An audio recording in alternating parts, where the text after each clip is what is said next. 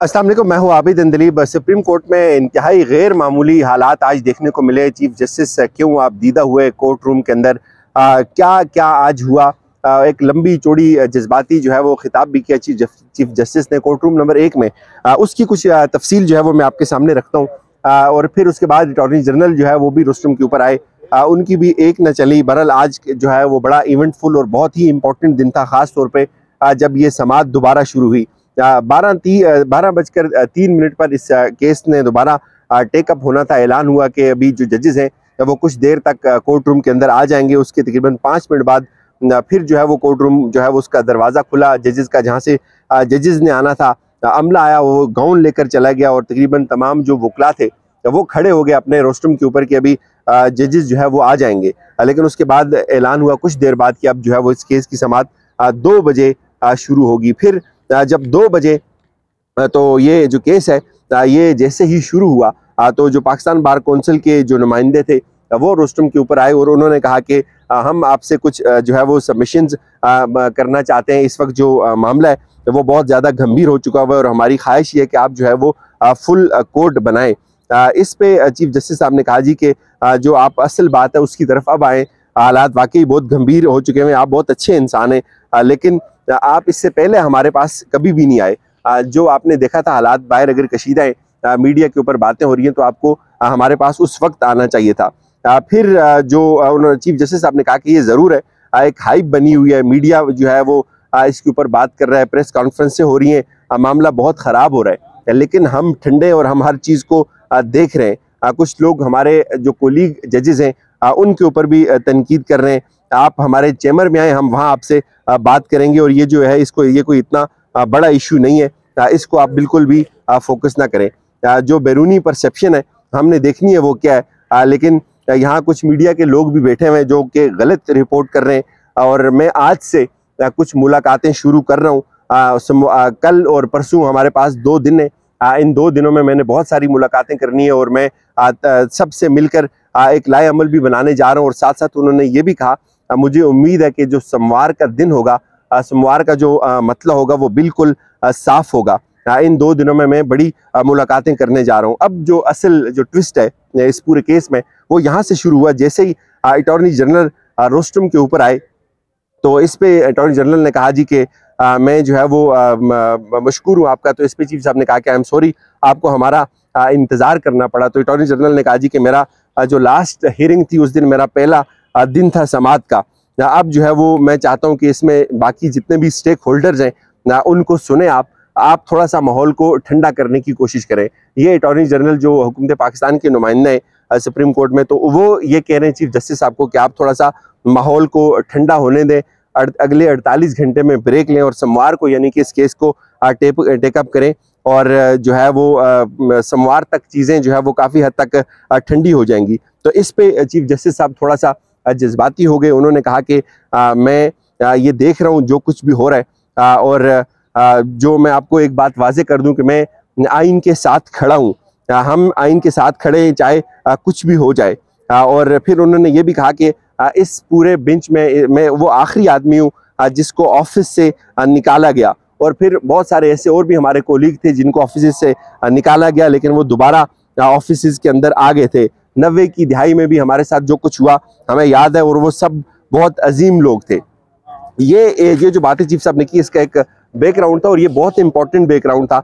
उन्होंने कहा कि हमने भी एक बड़ी पीसफुल लाइफ गुजारनी है और असम्बली की जो लाइफ होती है वो 5 साल होती है। और अब तो जो असम्बली है उसको जब असम्बली की तहलील हुई उसके बाद उसकी लाइफ कम हो गई। अब उसके बाद इलेक्शंस होना नागुज़ीर है। अप्रैल के वस्त में ये 90 दिन बनते थे, 90 दिन से ऊपर तो इलेक्शन बिल्कुल नहीं जाने चाहिए थे। लेकिन अब जो इलेक्शन कमीशन ने ये जो फैसला किया इसमें उन्होंने एक चीज़ ज़रूर की, जो कुछ रीजनिंग दी इलेक्शन को ताख़ीर का शिकार करने की, उसमें उन्होंने सदर हाउस से मशवरा नहीं किया। ये बहुत अहम होता कि वो जो अक्टूबर की जो एक मैजिकल डेट है इसमें वो सदर से भी मशवरा करते। हम यहाँ चीज़ों को मुश्किल बनाने के लिए नहीं बैठे हुए। हमने आपसे कमिटमेंट्स मांगी थी, आपने हमें नहीं दी, दूसरे देने को तैयार हैं लेकिन आप हमें कमिटमेंट्स नहीं दे रहे। हर रियासत की एक मंजिल होती है। असम्बलियाँ तहलील हुई हैं, उसके बाद इलेक्शंस होने थे, इलेक्शंस नहीं हुए। हम खामोश हैं इसका ये मतलब नहीं कि हम कुछ सुन नहीं रहे। ये जो आपने दो बातें की थी, एक बात ये की थी कि पैसा 20 बिलियन आपको चाहिए। मेरी राय इसके ऊपर यह है कि आप अखराजात को कम करें। और दूसरा जो इशू था वो सिक्योरिटी का इशू था, और सिक्योरिटी के इशू में भी जो पोलिंग स्टेशन है उनमें से 50% जो पोलिंग स्टेशन है वो हिसास है, और 50% ऐसे पोलिंग स्टेशन है जो हिसास नहीं है। आप कहते हैं कि दहशतगर्दी है, तो दहशतगर्दी तो हम 90 की दहाई से सुन रहे हैं कि पाकिस्तान के अंदर बहुत ज़्यादा दहशतगर्दी है। फिर एजी ने जो है वो उन्होंने मजीद उनसे वो मुखातब हुए एजी साहब, तो अटॉर्नी जनरल ने जो है वो अब फिर दोबारा कोई टेक्निकल चीज़ें जो है वो यहाँ बयान करना शुरू की, जहाँ से चीफ जस्टिस साहब को बहुत ज़्यादा गुस्सा आया। उन्होंने कहा कि जब अटॉर्नी जनरल ने यह कहा कि मैंने एक सर्कुलर देखा है, सर्कुलर में वो हवाला दे रहे थे जो आज काजी फाइज ईसा साहब का जो ऑर्डर था जिसको मुअत्तल किया है सुप्रीम कोर्ट ने, रजिस्ट्रार ऑफिस ने प्रैक्टिकली, कि वो जो ऑर्डर है सो मोटो वाला वो प्रैक्टिकल नहीं है। तो उसके बाद उन्होंने ये भी कहा कि जमाल खान साहब का मैंने एक नोट भी देखा है। वो नोट उन्होंने पढ़ा, फिर चीफ साहब ने कहा जी ठीक है वो तो इससे अलग हो गए। इस पे दोबारा जो है वो अटॉर्नी जनरल थे वो थोड़ा सा टेक्निकल होने की उन्होंने कोशिश की कि पहले 9 मेंबर बेंच थे माय लॉर्ड, और उसके बाद जो 2 मेंबर थे उसमें से उन्होंने खुद ही रिक्यूज कर लिया था। तो यहाँ पे चीफ जस्टिस साहब ने उनकी जो चोरी थी उसको पकड़ लिया कि बिल्कुल ऐसा नहीं हुआ था, बताएं हमें वो ऑर्डर दिखाएं कि कहाँ जो 2 मेंबर थे उन्होंने रिक्यूज किया। जब ऑर्डर मंगवाया गया कोर्ट रूम के अंदर तो रिक्यूज का तो वहाँ लफ्ज था ही नहीं। उन्होंने रेफर किया हुआ था जो बाकी जजेस थे कि आप बेंच दोबारा चीफ जस्टिस रिकॉन्स्टिट्यूट करें, तो दोबारा जो है वो अटॉर्नी जनरल को काफ़ी परेशानी का वहाँ सामना करना पड़ा। तो इस पे चीफ जस्टिस साहब को गुस्सा आ गया। यहाँ से जो फेज़ शुरू होता है वो बड़ा अलार्मिंग है। चीफ साहब ने उनको ये कहा कि आप दीवार फलांगने की कोशिश कर रहे हैं। जिन 2 जजेस ने रिक्यूज किया था ये उनका अपना ज़ाती ऑर्डर था, फिर ये नहीं हो सकता कि आप हमारे जो घर की बातें वो भी आप पब्लिक करें।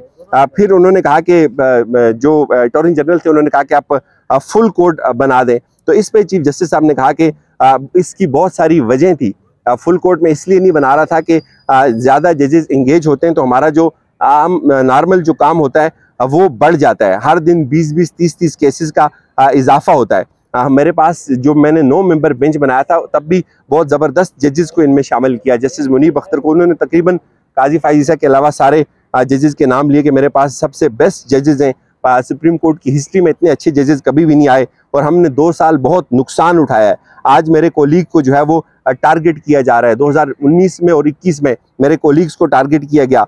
हमें हमारा जो है वो ट्रायल किया जा रहा है। किसी को ये बात क्यों समझ नहीं आ रही कि हम एक मुतहिद कोर्ट हैं, और कभी ऑडियोज लाई जा रही हैं, कभी कहा जा रहा है कि जजेस के बच्चे और जजेस की बीवियां जो है वो इमरान खान, उन्होंने नाम तो नहीं लिया, वो जो इमरान खान के ऊपर तनकीद होती है ये कि उनकी बीवियां करती हैं, तो उन्होंने कहा कि हमारे बच्चों के नाम लिए जा रहे हैं, इस तरफ मत जाएं। ये हम भी इंसान हैं, आप अगर हमें इस तरह से ट्रीट करेंगे तो हम भी इंसान हैं और हमारे भी सीने में दिल है। जगह जगह बच्चों की और जजेस की बीवियों की बातें की जा रही हैं। हम बहुत हिस्सास लोग हैं। मैं कानून के मुताबिक चल रहा हूँ, मैं कसम उठाता हूँ मैंने जितने भी फैसले दिए हैं वो आइन और कानून के मुताबिक दिए हैं, और मेरे पास जो है वो बहुत अच्छे और शानदार जजेस हैं, लेकिन उसके बावजूद भी जो मेरी कोर्ट है उसको मुतनाज़ा बनाया जा रहा है, और ये हमला बार बार सुप्रीम कोर्ट के ऊपर किया जा रहा है। उन्होंने जो रिसेंटली जो कुछ डेवलपमेंट्स हो रही हैं उसकी तरफ भी उन्होंने इशारा किया, और बहुत ही जज्बाती हो गए चीफ जस्टिस साहब, आपदीदा हो गए, उनकी आवाज़ भर आई। उन्होंने कहा कि मैं जो मेरे कोलीग हैं उनको उनके साथ भी ऐसा ही हुआ, और एक जज को उन्होंने हवाला दिया कि उनको नोटिस भेजा गया था और वो रो रहे थे कि वो अपने वालिद को कैसे फेस करेंगे। तो इस तरह की बातें मत करें, आप पॉजिटिवली इस केस को आगे बढ़ाएं और आप दलाइल दें। इस दौरान अगेन जो है वो इरफान कादर साहब उठ के खड़े हो गए कि मैं भी दलाइल देना चाहता हूं। उन्होंने काउंटर किया चीफ जस्टिस साहब को कि आप जज्बाती हो रहे हैं तो हमें भी जज्बाती होना आता है, आप बिल्कुल जज्बाती ना हो। इरफान कादर साहब ने थोड़ा सा गुस्से से बातें की, चीफ जस्टिस साहब ने उनको ठंडा करने की कोशिश की कि हम आपको सुनेंगे। तो इरफान कादर साहब ने कहा कि हमें आपकी आज़ादी को सलब नहीं करना चाहिए और आपको हमारी आज़ादी को जो है वो सलब नहीं करना चाहिए। और फिर अटॉर्नी जनरल के जो दलाइल थे वो शुरू हो गए। उन्होंने ये कहा कि ये जो मामला है ये 20 अरब का नहीं है, इससे इनफैक्ट बहुत आगे की अमाउंट हमें चाहिए, क्योंकि पाकिस्तान जो है वो उसके ऊपर बहुत ज़्यादा कर्जे हैं। अटॉर्नी जनरल के दलाइल जारी है। मुझे इजाज़त दीजिए, अपना ख्याल रखिएगा। खुदा हाफिज़।